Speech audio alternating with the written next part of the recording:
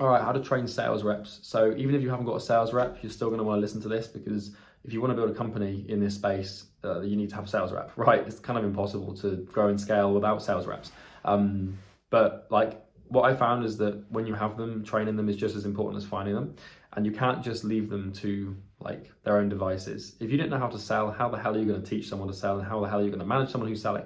So like a lot of people, like they want to hire a sales rep before they even know how to sell themselves, or before they've got themselves to a consistent closing rate of 25% or more. In my opinion, like if you can, as the owner of the business, convert it at least 30% consistently, and if you haven't done hundreds, if not thousands of calls, then you're not in a position to take someone on board to sell for you. And most of the time, like if you want someone to sell for you before you've actually learned how to do it yourself, you're making a business decision out of pain avoidance, which sometimes is a good idea, but most of the time it's not. So sales reps, how to train them. First of all, why should you even listen to me? Just a fair question. My name is Charlie Morgan. I've basically built and scaled two companies. NorthFlow Consulting is an agency, got it to 7 figures and sold it. And Imperium Agency, which is a coaching business, which is in multi-7 figures, and it's pretty cool. This content, this YouTube channel is basically like the mission of it is to make client acquisition easy for you. A lot of people struggle with client acquisition. I don't want you to struggle, so that's why these videos are produced. I don't have like an entry-level course or anything. I only work with established agency owners or coaching consultants that are already making 6 figures a year. So if that's you, you can click the link in the description. If that's not you, then just keep watching to get 6 figures. So like reps, okay, so sales reps. So the first thing is who you hire, right? If you hire someone that's good, they will train themselves and become self-managing. But if you hire someone that's sort of like, they need some guidance, right? Maybe they're sort of new to the game, or they know the premises of sales, but they haven't got enough practice, then that's important. So the first thing is like the best way to train them is to give them a lot of call volume, right? Just lots of calls. You give them the frameworks, the process that you follow, and then you sort of give them example calls, and then you just say, have at it, off you go. There's a few things I like to do when I first hire a sales rep. So there's 2 things. The first thing is giving them call recordings, right? Because call recordings are actually more valuable and provide more lessons and practical lessons than just saying what you should do, if that makes sense. Because it proves, A, it gives you the authority that you've done it, but it also gives them a live example of like you closing. So it's really helpful. I've got like one of our new sales reps for Imperium Agency is absolutely crushing it right now. He came out of the gate, he's never sold a thing in his life. We saw massive potential in him.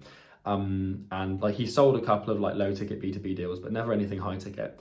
No experience, he's been selling for like a couple of months, just doing some sales calls for his own company. But I saw huge potential in him, right? And I took him on.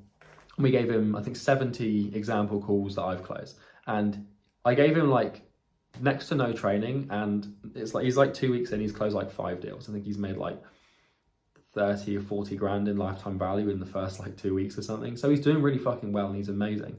But the training process that I'm using with him is what I'm going to explain today. So first thing I like to do is give them model calls, give them example recordings. Ideally, you want at least 10. And then what you want to do is you want to basically have them go through the calls and audit them. So like, well, what do you think I did right? What do you think I did wrong?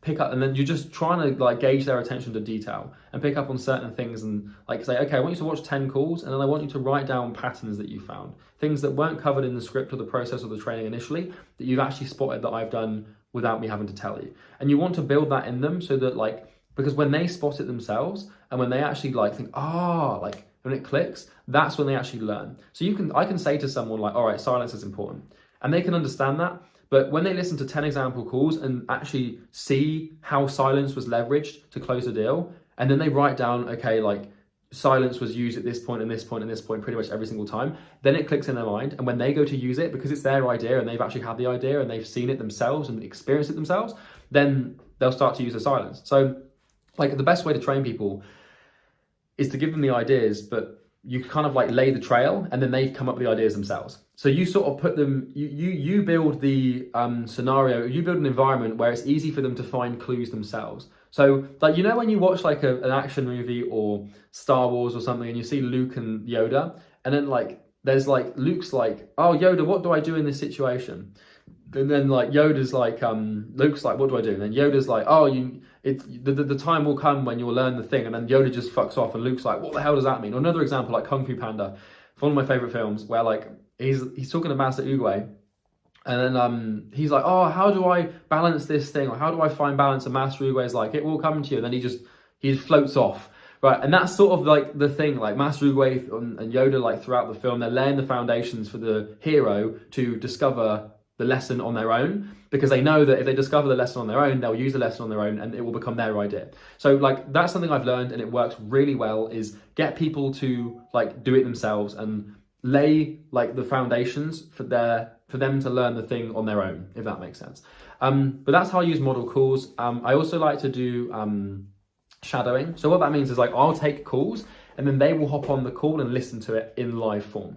And like it's really cool because the engagement, like in the moment attention that you have is so much more extreme when you're actually on the call than if you're just listening to the call in hindsight, if that makes sense. So I like to do that. I'll have them shadow me. What I'll do is I'll load into the Zoom event, and the prospect will join and they'll be in the Zoom event as well, the sales rep, but they'll just call themselves like Charlie Morgan 2. And I'll be like, oh, just so you know, I've got my phone on here because like in case my laptop cuts out, we can just carry on the phone. And then it's obviously like the sales rep, but they're just listening, they're on mute, there's no camera on. And then they'll just listen through the call. It's a great way. I like to do maybe like 5 or 10 shadow calls with a new rep. And then like, it's the same process. Like afterwards, I'll be like, all right, what do you think I did right? When I did this, why do you think I did it? So like, this is another question like that I like to ask. Like the best way to coach people is through questions, right? So it's like, if he's like, oh, I really like the part where with the objection handling when you said this, I'd be like, well, why do you think I said that? And like, even if he doesn't know, like he's thinking, like he's engaging or she's engaging in critical thinking to actually bring the conclusion about that you want them to bring, but by bringing it themselves, they'll understand it in far more detail, so they'll actually do better. So it's a little cool thing, like, why do you think I did that? Or, well, when I did this, how do you think like I implemented that later on in the call? Or like, you know, just the why is usually the most important thing, because if they can understand why you're doing things, then the reason respecting tendency and psychology kicks in, the because kicks in, and then they'll know what they're doing. And then what I like to do is do like weekly training. Now, a lot of the time, like a lot of reps, like sometimes I'll do daily calls. So like a new rep, I'll sometimes do like daily huddles with them, like quick half an hour. We'll just drill objection handling. But like what I really like to do is have the rep pick their worst call that they felt like went the worst. And then I'll go through and review it. And then I'll get them to review it themselves. So then we have a meeting. I've got a Google Doc with everything that I've noted on the call that they did right and they did wrong. And they've got a Google Doc with everything on the call they did right and they did wrong. And then what I do is I say, all right, well, I want you to explain like the doc and basically walk me through what you think you did right and what you think you did wrong. And then what I'm trying to do is they sort of self-diagnose the problems. Like sometimes they'll miss things, but a lot of the time they'll be bang on and they'll actually be like, well, I did this and I'm really unhappy that I did that. And it's like, well, why did you do that? Or why didn't you do that? Or, okay, well, how about this instead? And like, you're just giving them like frames and different lenses to see the problem through, and then they arrive at the solution on their own. So it works an absolute treat. It's fucking awesome. And then what I'll do is once they've listed out like what they did right and wrong, I will then I've probably picked up on things that they didn't even see. And then I'll sort of explain it to them and be like, all right, so here, I'm going to walk you through like, here are the things you did right. We always sort of gratify the right behavior. So you did this, you did this really well. So we don't have to put too much attention into that because you're doing it well. But where you went wrong and where I think the call fell apart was here, here, here, and here. Before I explain these points, I want you to give me your perspective on why you think I've picked up on these things. And then like, so I explain like each thing they did wrong at a high level before I go into the details. And then I'll ask them to tell me why they think I picked up on it.